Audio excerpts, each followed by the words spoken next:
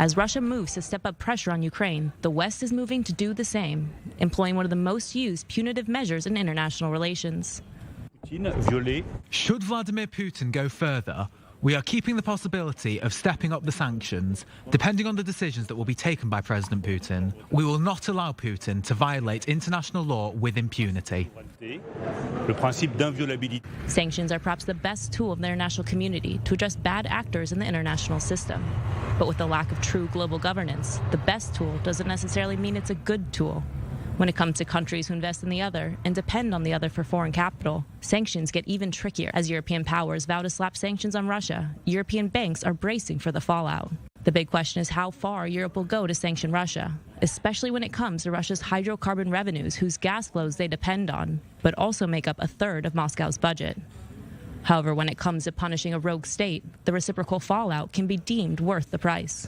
It is unimaginable that people will be dying in Ukraine and Western Europe will continue economic cooperation as if nothing had happened, be it through Nord Stream 2 gas purchases that power the Russian budget or by doing business normally. You don't do business with an aggressor. In many cases, time and time again, the end result of sanctions is that the people not targeted by the sanctions, i.e. the citizens of a country, are the ones who pay the price. In Syria, international powers have slapped sanction after sanction on Bashar al-Assad's regime since the beginning of the civil war. Over 10 years later, Assad is still in power. But the country and its people have been devastated not only by the decade-long war, but also by sanctions that have crippled the economy.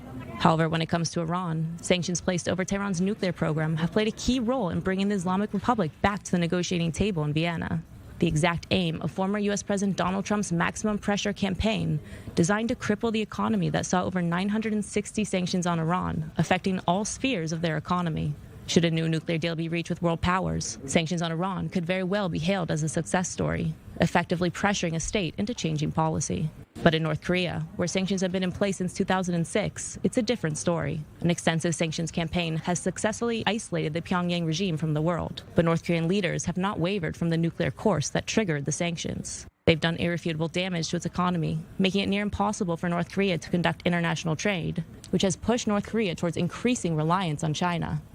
When it comes to sanctions, the bottom line on how well they work is that there is no bottom line. Sanctions can be a powerful tool to punish, but the state inflicting the sanctions must also be prepared to deal with unintended consequences.